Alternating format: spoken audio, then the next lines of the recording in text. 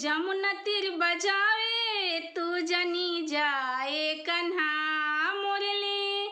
जमुना तीर बजावे तू जनी जाए कन्हा। तो के गोपी सब करेली नती जाए कन्हा।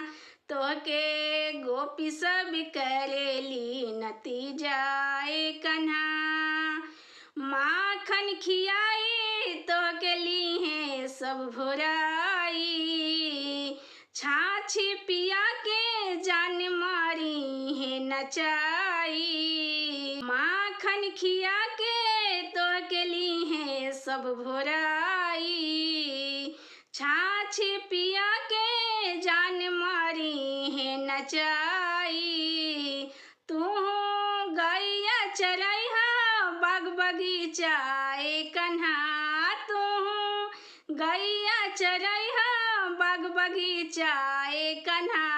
तो के गोपी सब करेली नती जाए कन्हा। तो के गोपी सब करेली नती जाए कन्हा। मुरली जमुना तीर बजावे तू जनी जाए कन्हा मुरली। जमुना तीर बजावे तू जनी जाए कन्हा। तो के सखी सब करेली नती जाए कन्हा। तो के सखी सब करेली नती जाए कन्हा।